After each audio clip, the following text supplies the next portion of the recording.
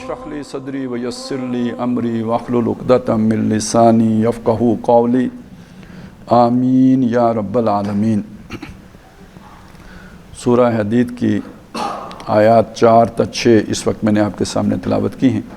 आज इंशाअल्लाह ताला हमने इनका मुताला करना है। इससे पहले जो 3 आयात हुई हैं उन आयात के आखिर में वहुवा अला कुल्लि शैइन क़दीर आयत नंबर 2 के आखिर में और आयत नंबर 3 के आखिर में वहुवा बिकुल्लि शैइन अलीम, अल्लाह ताला की कुदरत और अल्लाह ताला के इल्म का ज़िक्र आया है कि वो हर शय का इल्म रखता है और ये कि वो हर शय पर कादिर है। इसमें दोनों जगहों पे कुल का लफ्ज़ इस्तेमाल हुआ है। चूँकि समझाना इंसान को मकसूद है तो उस एतबार से ये जो कुल का लफ्ज़ है ये हर इंसान के जो भी उसका इल्म है उसका अहाता कर लेता है। एक शख्स जो है उसकी जो ज़हनी वुसअत है, यूँ समझिए कि आज जो भी इल्म की सतह है बुलंद तरीन सतह पर है, तो जो उसकी कुल मालूमात हैं, जितनी उसकी कुल मालूमात हैं उस सब पर अल्लाह कादिर भी है और अल्लाह ताला उसका इल्म भी रखता है। उसके मुकाबले में एक शख्स है कि जिसकी मालूमात बहुत थोड़ी सी हैं तो उसका कुल भी छोटा सा है, उसका कुल वो एक आदमी का कुल बहुत बड़ा है। इसे दूसरे एतबार से देखें, आज से 1000 साल पीछे चले जाएं तो इंसान का जो इल्म था वो कितना महदूद था। वो बस नंगी आँख से जितना कुछ उसे आसमान नज़र आता था और जो भी दुनिया उसे नज़र आती थी तो वो उसी हद तक उसका इल्म महदूद था। आज का इंसान जो है वो अब नूरी सालों का हिसाब किताब नापना शुरू हो गया है। यानी जो फासले उसके सामने हैं उन फासलों को आम तरीके से नापना मुमकिन नहीं रहा। उसके लिए नूरी साल की यानी लाइट ईयर की एक नई इस्तिलाह वज़ा की गई, नया पैमाना जो है वो मुतारिफ़ करवाया गया। तो आज के आदमी का कुल और 100 साल पहले 1000 साल पहले के आदमी का कुल ज़मीन आसमान का फ़र्क हो गया। लेकिन ये जो अल्लाह ताला ने जो एक्सप्रेशन है ना उसमें वो सारे फिट आ गए कि जो तुम जानते हो सबको वो जानते। वहुवा अला कुल्लि शैइन क़दीर वहुवा बिकुल्लि शैइन अलीम। तो ये बड़े आसानी से एक बात समझा दी गई। अब बाकी उससे आगे तो हम अंदाज़ा ही नहीं लगा, अल्लाह के इल्म को हम नाप ही नहीं सकते, इसलिए कि हमारी तो अपनी जो है ना महदूदियत है। तो जो उस हमारी हदूद के अंदर जितना कुछ कुल है उस सब को वो जानता है, उस सब पर वो कादिर है। तो हमारी तसल्ली हो जानी चाहिए कि वो हर शय पर कादिर है और वो हर शय का इल्म रखने वाला है। अच्छा, इसी ये बात पहले भी आ चुकी है कि भाई ये जो है ना अल्लाह ताला की कुछ जो असासी जो सिफ़ात हैं उनमें ये इल्म और कुदरत शामिल है। और ज़ाहिर है कि जो भी अल्लाह ताला की शानें हैं, जैसे अल्लाह ताला रब है, खालिक है, मालिक है, इलाह है, जो मैंने गिनवाया, जो ख़ास तौर पे आम तौर पे जो भी मखलूक है या आसमान और ज़मीन है इसके साथ जो है वो मज़ाफ़ होकर आती है, यानी एक निस्बत उसकी तरफ कायम की जाती है। रब्बुस समावाति वल अर्द इलाहुकुम व इलाहु आबाइकुम। तो ये जो मुज़ाफ़ और मुज़ाफ़ इलैह मुरक्कब इज़ाफ़ी की सूरत में आते हैं तो ये जो है ये गोया अल्लाह की शान है। जैसे अल्लाह ताला ख़ुद है तो इसी तरह वो इलाह है, रब्बुल आलमीन है, रब्बुस समावाति वल अर्द है, इलाहा आबा का व आबा व इब्राहीम व इलाहा इब्राहीम व इस्माईल व इसहाक़ है। तो ये जैसे इलाह भी आपने देखा आ गया मुज़ाफ़ और मुज़ाफ़ इलैह होके इला मुज़ाफ़ होके आ गया। इसी तरह जो है वो मुल्कुस समावाति वल अर्द आते हैं, इसी तरह रब्बुस समावाति वल अर्द आते हैं, इसी तरह खालिकुस समावाति वल अर्द आते हैं, खालिकु कुल्लि शैइन आते हैं। तो ये अल्लाह ताला की शानें हैं और इस शान के साथ इन जो भी मखलूक है उसका फिर एक ताल्लुक़ और रिश्ता बनता है। अल्लाह खालिक है तो मखलूक जो उसने बनाया वो मखलूक है। इसी तरह अल्लाह इलाह है, मलिक है, अल्लाह ताला रब है, उसके नतीजे में मखलूक का जो उसके साथ ताल्लुक़ बनता है वो इबादत का बनता है, अब्दियत का बनता है। तो इसके साथ साथ ये जो दूसरी की सिफ़ात हैं बिकुल्लि शैइन अलीम, अला कुल्लि शैइन क़दीर, तो ये गोया उन्हीं वो जो अल्लाह की वो शानें हैं ना उनके तकाज़े हैं लाजमी। वो शानें उस पूरी तरह रूबामल नहीं आ सकती जब तक उनके साथ ये सिफ़ात शामिल ना कर ली जाए कि वो कैसे किसी की रुबूबियत करेगा अगर उसे इल्म ही ना हो कि कौन कितना भूखा है, कितना प्यासा है, किसी की ज़रूरत कितनी है। वो किसी की कैसे दस्तगिरी करेगा अगर उसकी कुदरत ही ना हो कि वो उसके लिए सारी जो है वो ज़रूरियात प्रोवाइड कर सकता हो। तो ये तो असल में वो जो शानें हैं अल्लाह ताला की, उन शानों के लिए ये लाजमी सिफ़ात हैं जो बयान की गई हैं। वैसे ये कुल नहीं है अल्लाह ताला की शानें। اللہ کی شانیں اس سے اور جو ہمیں سمجھ آ سکتی تھی وہ ہمیں بتا دی گئی، وگرنہ یہ کہ اس کی شانیں بھی بے پایا ہیں، اس کی صفات بھی بے پایا ہیں۔ ایک دعا آتی ہے نبی صلی اللہ علیہ وسلم سے معصور ہے وہ کہ قرآن مجید کی عظمتی کے حوالے سے اس میں انسان کی ابدیت کا بھی ذکر ہے، لیکن اس دعا میں جو پہلے تو اپنی ابدیت کے اظہار کے بعد جب سوال کیا گیا تو اللہ کے ناموں کے ساتھ سوال کیا گیا، تو ان ناموں میں ان ناموں کا بھی ذکر ہے کہ جو اللہ تو نے اپنی کتاب میں نازل کیے، تیرے وہ نام بھی جو تیرے خزانہ میں ابھی محفوظ ہیں، تو نے کسی کو نہیں، فی مکنون الغیب عندک، تیرے پاس خزانہ غیب میں رکھے ہوئے ہیں، تو نے کسی کو بھی نہیں بتائے۔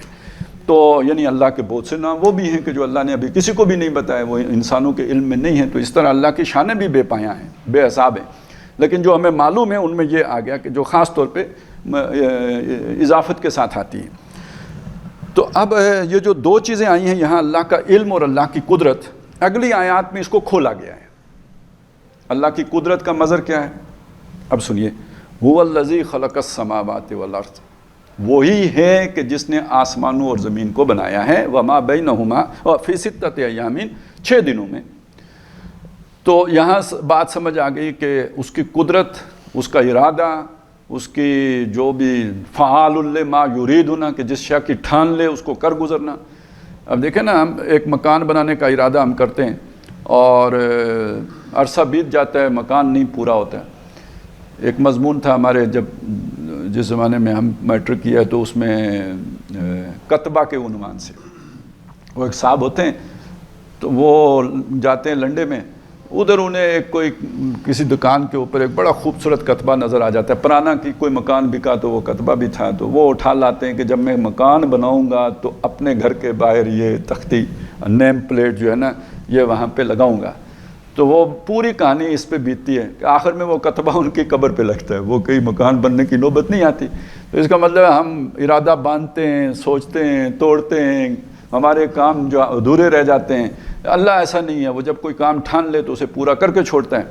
تو اتنا بڑا پروجیکٹ، وہ جو آج ہم نوری سالوں کی جو بات کر رہے ہیں، تو یہ ساری کائنات اس نے 6 دنوں میں بنائی۔ اب ظاہر ہے یہ 6 دن آج ہم سمجھ سکتے ہیں نا کہ زمین کا دن اور ہے، چاند کا دن اور ہے۔ جب ہم سورج کا سوچیں گے تو سورج کا دن، نظام شمسی ہے نا پورا، اس کا دن اور ہوگا۔ تو اب آپ اسی پہ اگر قیاس کریں تو کائنات کا دن، وہ شاید ہماری گنتی ہی سے باہر نکل جائے، وہ اتنا بڑا کوئی دن ہو۔ تو جب اللہ نے 6 دنوں میں اسے بنایا تو پھر وہ اللہ کے دن ہے۔ ہمیں کچھ تھوڑا تھوڑا اللہ نے بتایا کہ اللہ کا دن 1000 سال کا بھی ہوتا ہے، اللہ کا دن 10,000 سال کا بھی ہوتا ہے، 50,000 سال کا بھی ذکر آ گیا۔ تو چلیں 50,000 کا بھی بنائیں تو اسے 6 سے ضرب دے لیں تو یہ کوئی 3 لاکھ سال میں تو بات بنی جاتی ہے نا۔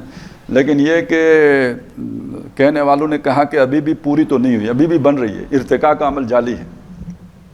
کل یوم ہوا فی شان، ہر روز وہ ایک نئے منصوبے پہ ہوتا ہے، نئی شان پہ ہوتا ہے، نئے منصوبے پہ، نئے پروجیکٹ پہ ہوتا ہے۔ گویا یہ کائنات ہنوز ناتمام ہے شاید، کہ آ رہی ہے دمادم صدائے کن فیکون۔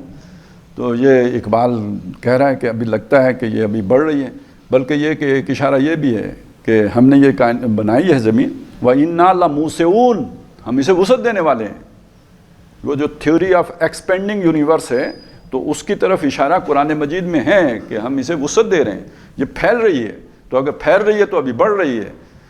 تو وہ گویا 6 دن تو پھر ابھی جاری ہے نا، ابھی کام مکمل تو نہیں ہوا ہے۔ وہ تو جس دن ریورس ہونا شروع ہوگی تو اس دن وہ کام پورا ہو کے تو پھر اب وہ الٹی گنگا بہنا شروع ہوگی۔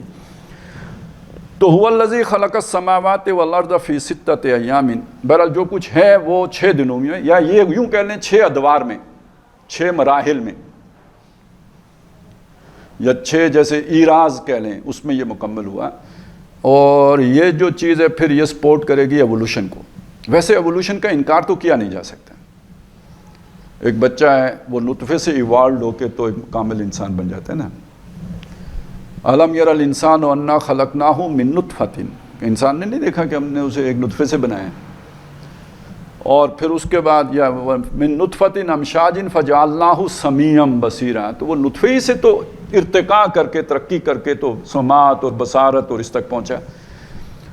اسی طرح آپ اگر دیکھیں تو ایک آپ بیج دباتے ہیں، وہ ایک تناور درخت بنتا ہے، پھر وہ پھل دیتا ہے۔ تو یہ سارا یعنی کن فیکون تو نہیں ہوتا نا، ارتقاء ہی ہوتا ہے۔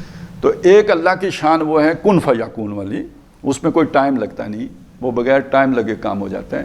دوسری شان یہ ہے کہ وہ کام جو ہوتا ہے لیکن یہ کہ وہ اسباب اور علل کے اندر ہوتا ہے اور اس میں پھر ٹائم بھی لگتا ہے، وقت بھی لگتا ہے۔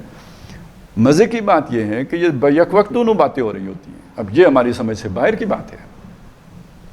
عالم امر کے اعتبار سے دیکھیں تو ٹائم نہیں لگا۔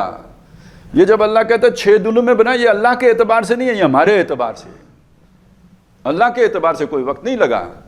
اور جسے یہ سمجھنے میں مشکل ہو اس کے لیے بڑا آسان ہے کہ نبی صلی اللہ علیہ وسلم گئے معراج پر۔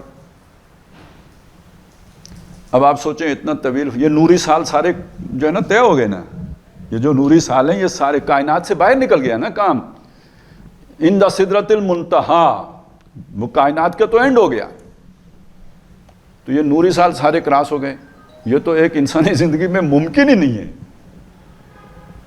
تو وہ تو سارا سفر پھر عالم امر کے قانون کے تحت ہوا ہے نا، وہاں جہاں ٹائم اینڈ اسپیس زیرو، ٹھیک ہے نا۔ یہ اب تھیوریز تو آ چکی ہیں، ابھی یہ پروون فیکٹس نہیں بن بھی نہیں سکتے، کیونکہ اس تھیوری کو کیسے آپ، یعنی کبھی لائٹ سپیڈ سے تیز کوئی باڈی موو کرے گی تو تب یہ تھیوری پروو ہوگی نا، تو وہ تو ہو ہی نہیں سکتا۔ عالم خلق میں رہتے ہوئے یہ پاسبل نہیں ہے کہ کبھی بھی کوئی باڈی جو ہے وہ لائٹ سپیڈ سے زیادہ تیز رفتاری سے حرکت کر سکے، لیکن تھیوری تو آ گئی نا یہ، okay time and space zero ہو جائے گا۔ ٹائم اینڈ اسپیس زیرو ہونے کا مطلب یہی ہے کہ بھئی آپ ہر جگہ موجود ہیں۔ وہ جو ہمارے بریلوی بھائی حاضر ناظر والا فلسفہ پیش کرتے ہیں نا، اس کو اگر آپ فزکس کی زبان میں بیان کریں گے تو ٹائم اینڈ اسپیس زیرو ہونا ہی کہا جائے گا۔ جس کے لیے ٹائم اور اسپیس زیرو ہو گیا وہ حاضر و ناظر ہو گیا، کیونکہ وہ ہر جگہ موجود ہے اب اور ہر شے دیکھ رہا ہے۔ تو هو الذی خلق السماوات والارض فی 6 ایام ثم استوى علی العرش، پھر وہ عرش پر متمکن ہوا۔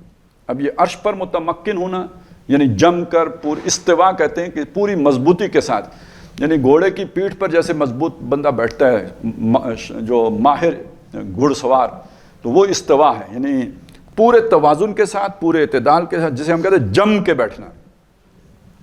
ایک ہوتا ہے ذرا شیکی ہونا، آپ ابھی ہل جل ہے، ابھی کوئی پوری طرح آپ جم کے نہیں بیٹھے ہیں، امکان ہے پھسل جائیں، امکان ہے دوبارہ اترنا پڑے، یہ استوا نہیں ہے۔ یعنی پوری طرح قابو کر کے جم کے جب بیٹھ جائیں یہ استوا ہے، کہتے ہیں اس نے اپنا اقتدار مستحکم کر لیا۔ تو عرش در حقیقت پایہ تخت۔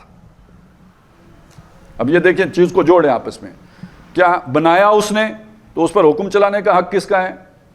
اس کا ہے۔ الا لہ الخلق، سن لو یہ ساری مخلوق اس کی ہے، بنائی اس نے ہے۔ وَلَہ الامر، بنائی اس نے ہے تو حکم دینے کا اختیار بھی اس کا ہونا چاہیے۔ جس نے بنایا وہ پہلا حقدار ہے حاکم بننے کا، وہ پہلا حقدار ہے بادشاہ بننے کا، وہ پہلا حقدار ہے مالک ہونے کا۔ لہذا چونکہ بنائی اس نے ہے لہذا اسی کا امر ہوگا۔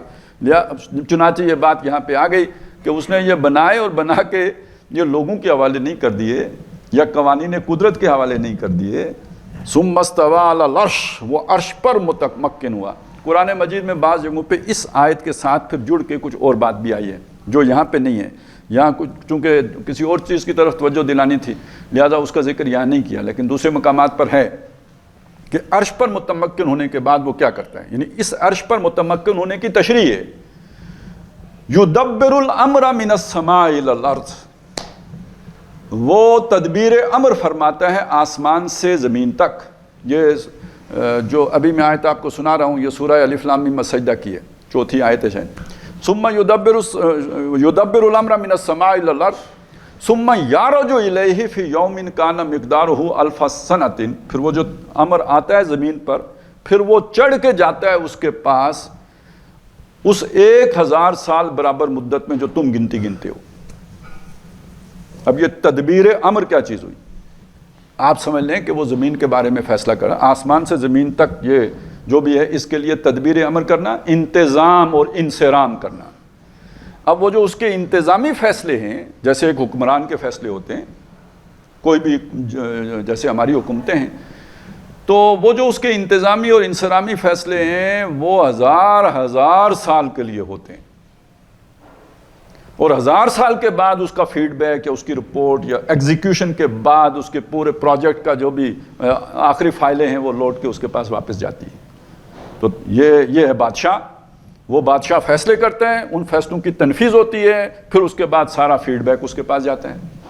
تو عرش کا مطلب، عرش پر بیٹھنے کا مطلب یعنی پورا نظام حکومت اپنے ہاتھ میں لینا، اقتدار اپنے ہاتھ میں لینا، انتظام و انصرام سنبھالنا، یہ ساری جو ہے ضروریات پوری کرنے کا معاملہ کرنا۔ وہ نہیں کہ کسی نے اقبال ہی ہے شاید کہ خدایا خدائی درد سر ہے، یہ اہتمام میں خشک و تر ہے۔ تو یہ اہتمام میں خشک و تر سب اس کے ہاتھ میں۔ اب یہ دیکھیے اس کے اوپر اللہ نے ایک پردہ ڈالا ہوا، یہ سب اللہ کر رہا ہے، اس کے اوپر ایک خلق کا پردہ ہے، اس کے اوپر ایک تشریعی قوانین کا پردہ ہے کہ ہم جب دیکھتے ہیں تو ہمیں نظر آتا ہے کہ یہ فزیکل لاز ہیں کہ جن کے نتیجے میں یہ ہو رہا ہے۔ یہ پتہ گر گیا ہے تو یہ پیلا پڑ گیا تھا تو اس لیے گر گیا، یہ موسم کا تغیر ہے، یہ ایک خاص جو ہے وہ تبدیلی آئی ہے زمین کے اندر اور اس کے نتیجے میں جو ہے درخت انہوں نے اپنی عادت تبدیل کی ہے اور یہ پتہ پیلا ہو کے گر گیا۔ ایک پورا اس کے پیچھے یعنی کاز اینڈ ایفیکٹ کا سلسلہ ہوگا جو ہمیں نظر آئے گا، ہم اس میں کھو جائیں گے۔ اس کے پیچھے جو ان اسباب کے پیچھے جو مسبب الاسباب ہے وہ نظر نہیں آئے گا۔ تو ایمان بالغیب کا اصل مطلب یہ ہے کہ یہ ساری چیزیں اپنی جگہ پہ موجود ہیں، یہ عالم خلق کی سطح پر ہیں، وہ عالم امر میں پیچھے حکم کسی اور کا چل رہا ہے، وہ تلاش کرو، وہ ڈھونڈو، ہر شے میں ڈھونڈو۔ جو بھی آپ کے سامنے قانون قدرت ہے اس کو در حقیقت چلانے والی پیچھے کوئی ذات ہے، اور بلکہ یوں کہہ لیں کہ اس کے پیچھے اللہ تعالیٰ کی پوری سول سروس متحرک، جو فرشتے نافذ کر رہے ہوتے ہیں نا اللہ کا عمل، وہ ہمیں نظر نہیں آ رہے ہوتے۔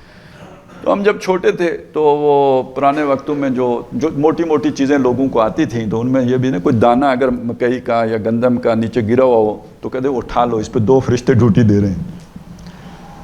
تو یہ کسی نے بتایا ہوگا بھئی 2 فرشتے ڈیوٹی دے رہے ہیں، لیکن یہ حقیقت ہے نا۔ جب ہم پڑھتے ہیں انا صببنا الماء صبا ثم شققنا الارض شقا فانبتنا فیہا حبا، تو یہ ہمیں نظر آ رہا ہوتا ہے کہ وہ دانہ ایک خاص کیمیکل عمل کے نتیجے میں پھٹا اور اس کے بعد اس کے اندر سے ایک جو ہے نا وہ سبز سی سوئی نکلی اور پھر زمین اوپر سے پھٹی اور وہ سوئی باہر نکل آئی اور پھر فصل لہلائی۔ یہ ہم اسے ایک نیچرل پروسیس سمجھتے ہیں، لیکن قرآن تو اسے اور طریقے سے بیان کر رہا ہے۔ ہم نے پانی برسا، انا سببنا الماء صبا، جیسے برسایا جاتا ہے برسایا، اور ثم شققنا، ہم نے پھاڑی الارض، زمین، شقا جیسے پھٹتی ہے۔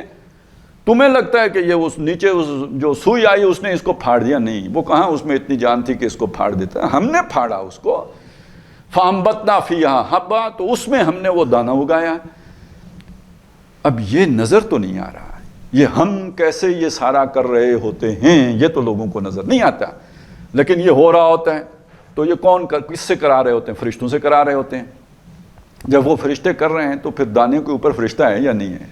اس کی حفاظت پر، اس کی بڑھوتری پر، اس کے سارے نگہداشت پر۔ تو یہ اللہ کا وہ نظام ہے جو ہمیں نظر نہیں آتا، ہمیں تو ایک ظاہر نظر آتا ہے اور ہم اس میں کھوئے رہتے ہیں۔ یہ وہ شے ہے کہ جس کا مشاہدہ اللہ تعالیٰ اپنے پیغمبروں کو کراتا ہے۔ کذالک نوری ابراہیم ملکوت السماوات والارض، اس طرح ہم نے ابراہیم کو اپنے جو ملکوت، ہماری جو بادشاہی ہے، اس کے نمونے دکھائے، آسمانوں میں بھی اور زمین میں بھی۔ اب دیکھیے سائنسدان بھی جا کے تو آسمانوں کو بھی دیکھے گا، زمین کو بھی دیکھے گا، پیچھے اللہ کے نمونے اسے نظر نہیں آئیں گے۔ ابراہیم جب دیکھتے ہیں تو ان کو اللہ کا نمونہ وہ نظر آتا ہے کہ اس کے پیچھے اللہ کی بادشاہی کس طرح کار فرمایا، انہوں نے وہ بھی، ان کی وہ آنکھ کھلی، انہوں نے وہ بھی دیکھ لیا۔ اور یہی ایک مشاہدہ ہے جس کا ذکر قرآن مجید میں حضرت موسیٰ علیہ السلام کے ذمن میں آیا، جب ان کی ملاقات خضر نامی جو شخصیت ہیں ان سے کرائی گئی، تو وہ جو انہیں دکھایا گیا، جو مظاہر ایک دکھائے گئے، وہ اللہ کی خفیہ حکومت کے دکھائے گئے جو عام آدمی کے نظروں میں نہیں آتے۔ وہ اللہ کا وہ امر مخفی رہ کے روب عمل آتا ہے، وہ ذرا اللہ تعالیٰ نے دکھایا کہ یہ ساری کاروائی ہوتی کیسے ہے۔ تو یہ ہے اللہ کی حکومت قائم و دائم ہے، اللہ کا امر جاری و ساری ہے، اگرچہ کہ وہ لپٹا ہوا ہے یہ فزیکل لاز کے اندر۔ لہٰذا پھر لوگ یہی سمجھتے ہیں کہ یہ قوانین قدرت ہی در حقیقت فرشتے ہیں۔ سر سید احمد خان نے یہ کہا تھا نا کہ جو قوانین قدرت ہیں یہی فرشتے ہیں۔ تو قرآن مجید میں چونکہ فرشتوں کا ذکر ہے، اب انہیں کہیں ٹھکانے لگانا تھا تو وہ ٹھکانے یوں لگائے کہ جو فزیکل لاز ہیں حقیقت میں یہی فرشتے ہیں۔ تو ایسا مسئلہ نہیں، فرشتے ایک علیحدہ، اور فرشتے اور قرآن کا بڑا آپس میں گہرا تعلق ہے۔ اس لیے کہ فرشتے کا انکار کر کے تو بڑا ایک درمیانی کڑی جو ہے نا وہ مس ہو جاتی ہے کہ یہ اللہ تعالیٰ کا جو کلام ہے یہ اللہ نے جبریل کو دیا ہے، جبریل نے آ کے محمد رسول اللہ تک پہنچائے ہیں۔ تو فلا اقسم بالخنس الجوار الکنس واللیل اذا عسعس والصبح اذا تنفس انہ لقول رسول کریم، یہ جو قرآن ہے ایک بہت عزت والے رسول کا کلام ہے، قول ہے۔ یہ کون سے رسول کا ذکر ہے یہاں؟ یہ حضور کا ذکر نہیں ہے، یہاں جبریل کا ذکر ہے۔ ذی قوت عند ذی العرش مکین، وہ بہت قوت والا ہے اور وہ عرش مکین والا جو اس کے پاس مقرب ہے، وہ اس کا قریبی ہے، اس کا قرب اسے حاصل ہے۔ مطاعن، تمام فرشتے اس کی مانتے ہیں، سما امین، اور وہاں کا وہ معتبر ہے۔ یہ اس کا قول ہے جو آ کے اس نے نبی صلی اللہ علیہ وسلم کے دل پہ اتارا ہے۔ تو اگر آپ نے اس کڑی کو اڑا دیا، یہ بالکل ایسی بات ہے کہ جیسے میں کہوں کہ مجھے یہ خبر جو ہے نا وہ مظفر آباد کی یہ فلانی خبر فلانے آدمی نے پہنچائی ہے، اور کل یہ ثابت ہو کہ میں اور وہ آدمی ملے ہی نہیں، ہماری کبھی ملاقات ہی نہیں، یا وہ آدمی موجود ہی نہیں یہاں دنیا کے اوپر، اور نادرا کے پاس رجسٹرڈ ہی نہیں، تو پھر میری اس خبر کا کیا اعتبار باقی رہ جائے گا؟ تو اگر آپ فرشتے کو اڑا دیتے ہیں تو یہ در حقیقت نبوت کے سلسلہ کی بنیادی کڑی اڑ جاتی ہے، پھر اللہ کا پیغام کیسے پہنچا؟ بہت بڑا سوال کھڑا ہو جاتا ہے۔ تو ایک بات یہ ہو گئی کہ اللہ تعالیٰ کی یہ حکومت اس طریقے سے زمین کے اوپر قائم و دائم ہے۔ یعلم ما یلج فی الارض، اور اللہ کا، اب دیکھیے ہر حکومت کے لیے ایک نظام ہوتا ہے اس تک معلومات پہنچانے کا، ایک ظاہری نظام ہوتا ہے، یعنی جیسے چلیں ہم اپنی حکومت کو دیکھتے ہیں کہ ایک طرف لا انفورسمنٹ ایجنسیز ہوتی ہیں، دوسری طرف یہ ہوتا ہے کہ آپ کے انتظامی ادارے ہوتے ہیں، یہ جیسے ACDC اینڈ یہ سارا جو پورا انتظامی بیوروکریسی ساری اسی محکمہ مال، یہ سارا کچھ جو ہے یہ حکومتی فیصلوں کی تنفیذ کے لیے ہوتے ہیں۔ لیکن اس کے ساتھ ساتھ ایک نظام اور بھی ہوتا ہے جو انٹیلیجنس کا نظام ہوتا ہے۔ وہ کیوں ہوتا ہے؟ تاکہ اس نظام کے اندر اگر کہیں کوئی رکھ نہ ڈالے تو وہ ایک دوسرے نظام کے ذریعے سے فیڈ بیک اور معلومات مرکز کو پہنچ جائیں، تو جہاں رکھنا ہے اس کو ٹھیک کیا جائے۔ کہیں بھی رکاوٹ آ سکتی ہے نا، جیسے ہمارے دوران خون میں رکاوٹ آ جاتی ہے تو امر کی تنفیذ میں بھی تو کہیں پہ کوئی گھپلا ہو سکتا ہے نا، کوئی ایک آدمی، کوئی ایک DC صاحب سستی کریں، قائلی کریں تو حکم نیچے جانے میں رک جائے گا۔ یہ جو نیچے سے فیڈ بیک، جو رپورٹیں جا رہی ہوتی ہیں، اسپیشل سروس والے دے رہے ہوتے ہیں، اور یہ کہ جو دوسرے لوگوں کی طرف سے رپورٹیں لوٹ کے جا رہی ہوتی ہیں، ان کو ان کا انالیسس کر کے پتہ لگ جاتا ہے کہ وہ ہمارا جو فیصلہ ہوا تھا اس کی تنفیذ ہوئی ہے یا نہیں ہوئی ہے۔ تو یہ معلومات رکھنا ہر بادشاہ کی ضرورت ہے، ہر حکمران کی ضرورت ہے۔ لہٰذا وہ اللہ تعالیٰ خود جانتا ہے اس کے، اگرچہ کہ اس کا یہ پورا نظام بھی موجود ہے۔ ثم یعرج الیہ فی یوم کان مقدارہ الف سنۃ مما تعدون، وہ لوٹ کے بھی جاتا ہے، سارے امور اس کے پاس، الی اللہ ترجع الامور بھی ہے، یہ بھی ہے، لیکن اس کے علاوہ وہ براہ راست بھی جانتا ہے، کیونکہ وہ پہلی بات میں بہرحال ہمارا انسانی تجربہ ہی ہے نا، ہم اس تجربے سے باہر کا علم نہیں رکھتے۔ انسانی تجربے میں یہ ہوتا ہے کہ بعض اوقات وہ رپورٹیں لکھنے والے غلط بھی لکھ دیتے ہیں، بندہ خامخواہ پھنس جاتا ہے، ان کو خود غلط فہمی ہو جاتی ہے، بڑے بڑے لوگوں کے بارے میں غلط فہمی ہوئی ہے، بڑے سینئر لیول پہ رپورٹیں غلط آ گئی، بعد میں پتہ چلا کہ وہ جو ہمارے یہاں ہے نا کھودا پہاڑ نکلا چوہا، اس طرح کی باتیں بھی ہوتی ہیں۔ جب تحقیق ہوا تو معلوم ہے بات ہی کوئی اور تھی۔ ایک دفعہ ایک بہت بڑے آفیسر، بعد میں وہ لیفٹیننٹ جنرل تک کے لیول تک بھی پہنچے، اس وقت بھی وہ فلیگ آفیسر تھے جب ان کے خلاف یہ کیس بنا، تو وہ جو بھی صوبیدار صاحب تھے، والدار صاحب تھے، ظاہر ہے رپورٹ تو انہوں نے، وہ علیحدہ، وہ تو سول کپڑوں میں ہوتے ہیں، تو یہ صاحب کہیں نکلے ایئرپورٹ سے باہر، تو وہ اس سے پہلے کو جو ایئرپورٹ کا انچارج تھا اس سے ملاقات کی، انہیں شک پڑ گیا کہ بھئی یہ اس سے ملنے کیوں گیا تھا، اور پھر انہوں نے قیاس کیا کہ یہ کوئی غیر قانونی چیز لے کے آئے ہیں، تو وہ پکڑی گئی ہے تو وہ چھڑانے کے لیے گیا ہے۔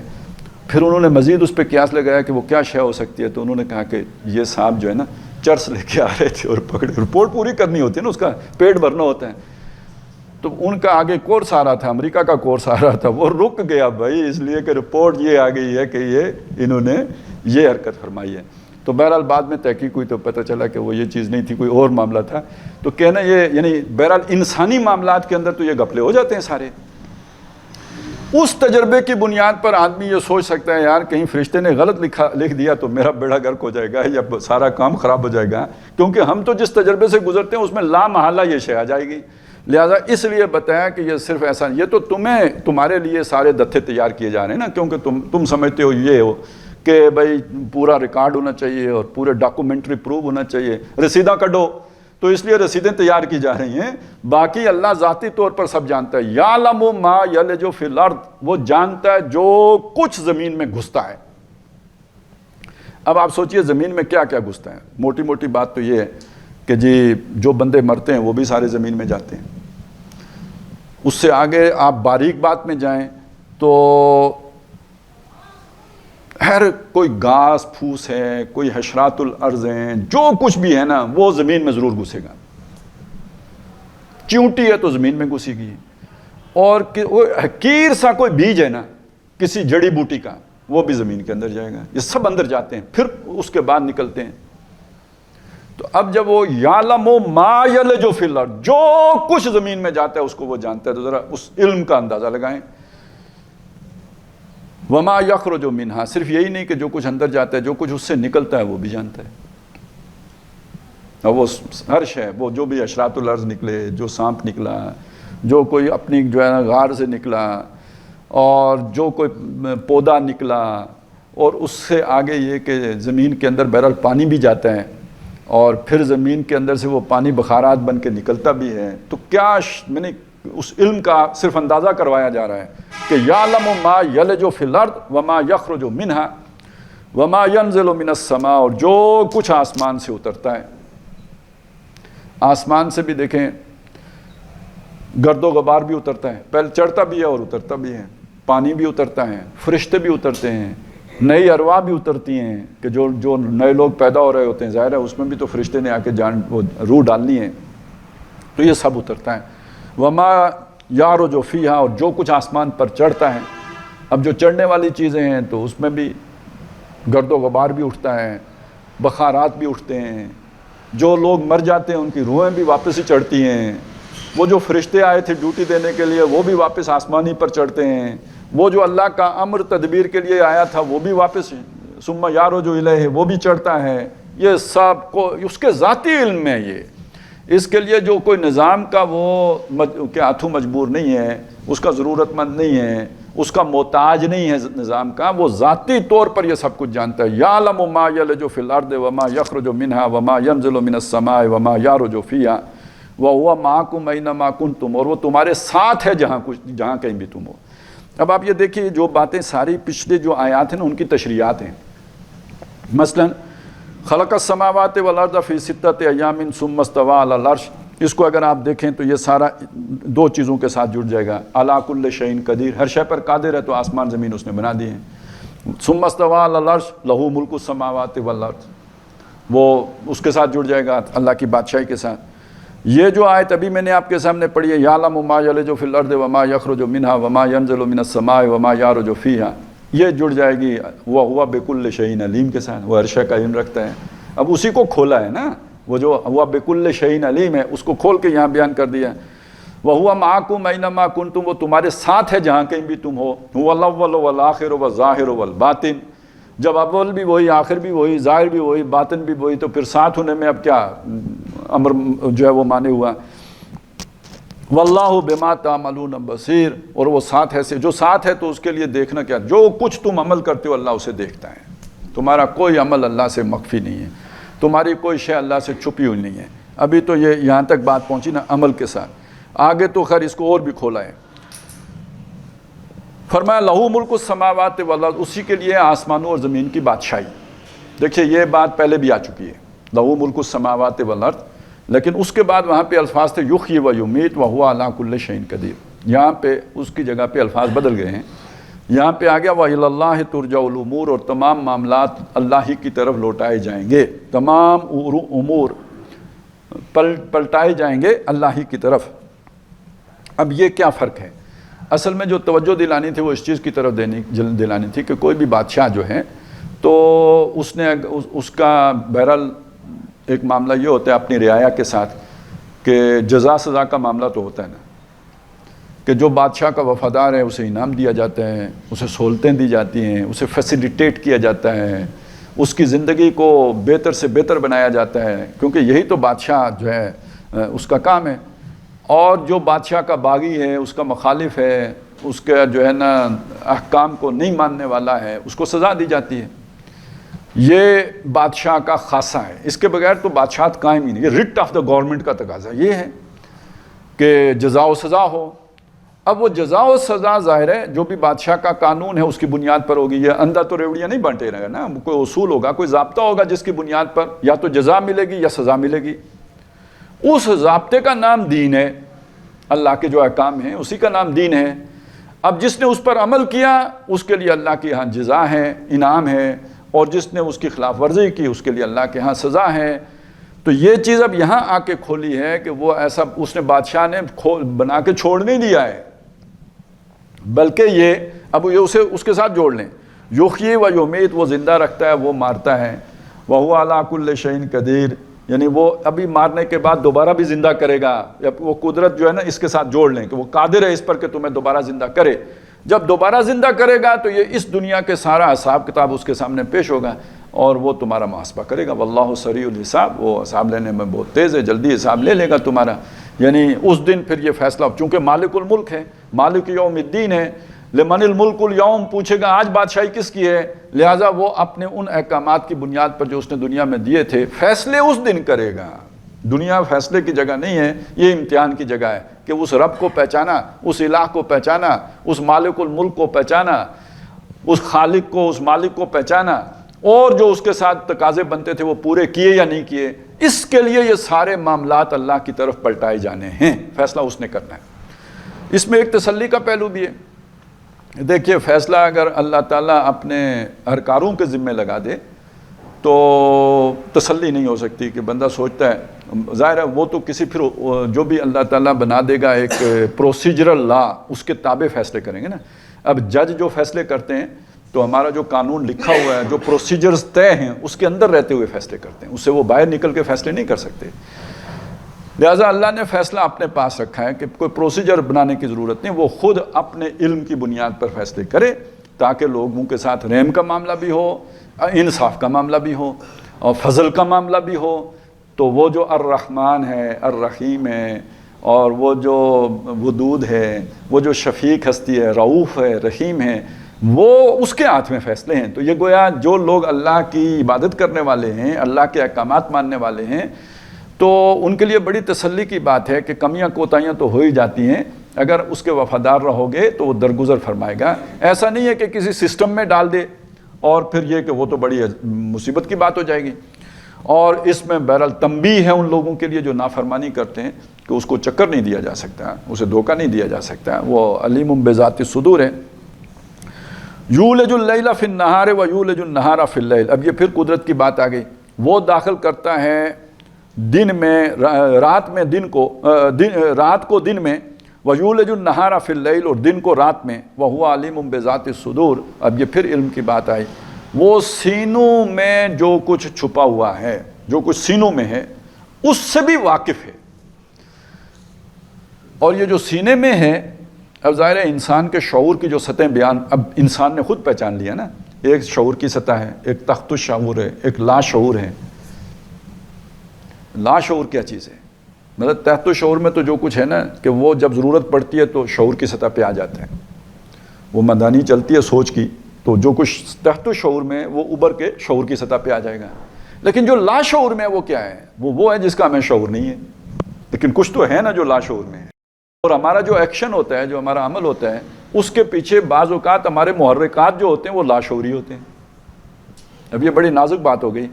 اب میں نماز پڑھتا ہوں، میں روزے رکھتا ہوں، میں درس دیتا ہوں، میں نیکی کے کام کرتا ہوں، بظاہر میں سب کچھ اللہ کو راضی کرنے کے لیے کر رہا ہوں، لیکن میرے لا شعور میں کیا کھچڑی ہے یہ تو میں نہیں جان، مجھے تو شعور نہیں ہے اس کا۔ کون سی خابیدہ خواہش ہے جس کی تسکین اس ذریعے سے ہو رہی ہے؟ بات سمجھ میں آئی نا؟ اور اعمال کا دار و مدار نیتوں پہ، اس جذبہ محرکہ پر ہے جس کی بنیاد پر آپ نے عمل کیا۔ اب بالفرض کہیں لا شعور میں کوئی جو چھپی حسرت شہرت کی تھی اس نے اب یہ صورت اختیار کر لی ہے، تو عمل تو سارا بڑھ گیا نا.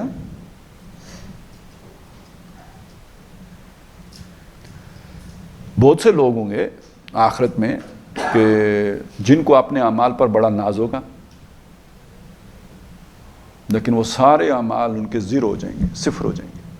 اس وجہ سے بڑے بڑے مطلب 3 آدمیوں کا ذکر تو نبی صلی اللہ علیہ وسلم نے کیا کہ اللہ تعالیٰ 3 لوگوں کو بلائے گا، ان کے سامنے اپنے احسانات گنوائے گا. میں نے تمہیں یہ دیا، میں نے تمہیں وہ دیا، یہ صلاحیتیں دی، وہ جو بھی اللہ کے انعامات بے پایاں ہیں وہ گنوائے گا. اللہ تم نے میرے لیے کیا کیا؟ ان میں سے ایک شخص ہوگا، بہت بڑا عالم ہوگا، بہت بڑا عالم. وہ کہے گا اللہ میں نے جو صلاحیتیں تم نے مجھے دی تھیں ان کی بنیاد پر محنت کی، علم حاصل کیا، اور میں نے تیرے دین کی تبلیغ کی، کریا بستی بستی، گھر گھر، فرد فرد لوگوں تک میں نے تیرا دین پہنچایا، دن رات نہیں دیکھا، آندھی طوفان نہیں دیکھا. اللہ تعالیٰ فرمائے گا کذبتا، تو نے جھوٹ بولا. اب آپ دیکھیے یہ نہیں کہ اس نے وہ محنت نہیں کی ہے، محنت تو اس نے کی ہے. تو یہ کذبتا کا یہ مطلب نہیں کہ تو نے یہ کچھ نہیں کیا. یس تم نے کیا ہے، لیکن تم نے کیا اس لیے ہے کہ دنیا میں مشہوری ہو کہ بہت بڑا عالم ہے، بڑا مبلغ ہے، بڑا ایثار کرنے والا ہے، بڑا مجاہد ہے. فقد قیلا، یہ کہا جا چکا. حسن کارکردگی کے سرٹیفکیٹ مل چکے، تمغے دیے جا چکے، تیرے نام کا ڈنکا بج چکا. فرشتوں کو حکم ہوگا اس کو منہ کے بل گھسیٹ کے دوزخ میں پھینک دو. دوسرا شخص شہید اللہ کی راہ میں جس نے جان قربان کی ہوگی، اللہ تعالیٰ اس کے سامنے بھی اپنے احسانات گنوائے گا. تو نے کیا کیا؟ اللہ میں نے فلانی جنگ لڑی، پھر آخر میں شہید ہو گیا، تیری راہ میں جان قربان کر دی. اللہ فرمائیں گے نہیں، یہ تو سب تم نے جو ہے نا وہ شہرت کے لیے کیا تھا. فلانا نشان مل جائے، نشان عدر مل جائے، ڈنکا بج جائے، رہتی دنیا تک نام زندہ رہے. فقد قیل، کہا جا چکا، ہو چکا. وہ جو بھی تمہارے نام پہ یادگاریں بن چکی ہیں. اب فرشتوں کو وہی حکم جو عالم کے بارے میں حکم تھا وہی شہید صاحب کے لیے بھی حکم آ جائے گا. پھر ایک اور شخص پیش کیا جائے گا، میں نے تجھے یہ دیا، وہ دیا، بڑا مال و اسباب دیا، تمہیں قارون جیسی دولت دی، تو نے میرے لیے کیا کیا؟ اللہ میں نے تیرا وہ سارا دیا مال تیری راہ میں صدقہ کیا، خیرات کی، غریبوں کی مدد کی، مسکینوں کی مدد کی، یتیم پالے، پنگوڑے میں نے لگائے، میں نے تو بہت کچھ کیا. اللہ فرمائیں گے یہ تم نے سب شہرت کے لیے کیا تھا، دنیا میں اپنا نام کمانے کے لیے کہ بڑا اللہ والا ہے، بڑا خدا ترس ہے، بڑا رحم دل ہے، بڑا سخی ہے، بڑا انداتا ہے. تو یہ ہو چکا، یہ تمہیں سرٹیفکیٹ مل چکے. آج وہ پھر فرشتوں کو حکم ہوگا کہ اس کو دوزخ میں ڈالو. اب آپ سوچیں کہ یہ سارا ان کو کیا مغالتا تھا، ہم اللہ کے لیے کر رہے ہیں. سینے میں کیا تھا اللہ جانتا تھا وہ کہ سینے میں کیا ہے. تو اب کس درجے میں اپنا جائزہ لینے کی ضرورت ہوتی ہے، وہ جسے ہم انٹروسپیکشن کہتے ہیں، اپنے اندر جھانکنے کی ضرورت ہوتی ہے. میں یہ کام کر رہا ہوں تو کیوں کر رہا ہوں؟ کیونکہ جس ہستی کے سامنے جا کے کھڑے ہونا ہے وہ علیم بذات الصدور ہے، وہ تو اس شے سے بھی واقف ہے جس کو شاید ہم نہ جانتے ہوں. تو یہ 6 آیات میں اللہ تبارک و تعالیٰ کا ایک تعارف ہے جو ہمارے سامنے رکھا گیا ہے، اور یہ وہ تعارف ہے جو اللہ تعالیٰ نے خود کرایا ہے اپنا. اور ویسے میں اس طرح کی بات کہتا تو نہیں ہوں، لیکن یہ کہ میں سمجھتا یہ ہوں، اس لیے کہہ رہا ہوں کہ اگر کوئی شخص جو ہے ان آیتوں کا کو ترجمہ یاد کر لے، آیتیں بھی یاد کر لے اور ترجمہ بھی یاد کر لے، تھوڑا اس کے مفہوم پر بھی غور و فکر کرتا رہے اور انہیں روزانہ کا معمول بنا لے، یہ آیتیں پڑھا کرے، تو وہ جسے ہم کہتے ہیں نا اللہ کی یاد اور اللہ کا ذکر اور اللہ کی پہچان، نئی نئی پرتیں کھلتی رہیں گی. اسے اللہ کی پہچان رہے گی، اللہ کا یاد اس کے دل میں رہے گی، نہیں بھولے گا، اسے معرفت حاصل ہوگی. یہ عظیم آیات ہیں اس اعتبار سے. اللہ کی پہچان یعنی شاید قرآن مجید کا یہ بالکل ایک ممتاز مقام ہے کہ جہاں پہ اللہ تعالیٰ کی پہچان اس طرح کرائی گئی ہے. سبح للہ ما فی السماوات والارض وهو العزیز الحکیم لہ ملک السماوات والارض یحیی ویمیت وهو علی کل شیء قدیر هو الاول والآخر والظاہر والباطن وهو بكل شیء علیم هو الذی خلق السماوات والارض فی 6 ایام ثم استوى علی العرش یعلم ما یلج فی الارض وما یخرج منها وما ینزل من السماء وما یعرج فیها وهو معکم اینما کنتم واللہ بما تعملون بصیر لہ ملک السماوات والارض والی اللہ ترجع الامور یولج اللیل فی النہار ویولج النہار فی اللیل وہو علیم بذات الصدور۔ تو ان کو اگر آپ اپنا وظیفہ بنائیں تو یقیناً ان کے اثرات تھوڑے ہی دنوں میں آپ کو محسوس ہوں گے، شعور پر ان کے اثرات ظاہر ہوں گے۔ تو یہ بہرحال یہ وہ پکا ٹھکا تعارف ہے، یہ اللہ تعالیٰ کی یہ پہچان ہماری اپنی بزوم خیش پہچان نہیں ہے، بلکہ یہ وہ پہچان ہے جو اللہ تعالیٰ نے خود کرائی ہے۔ اللہ تعالیٰ ہمیں اس میں مزید جو ہے وہ وسعت عطا فرمائے، مزید گہرائی عطا فرمائے، اور اس پہچان میں جو ہے ہمیں گہرائی اور گہرائی حاصل ہو۔ بارک اللہ لی و لکم فی القرآن العظیم و نفعنی و ایاکم بالآیات والذکر الحکیم۔ سبحان اللہ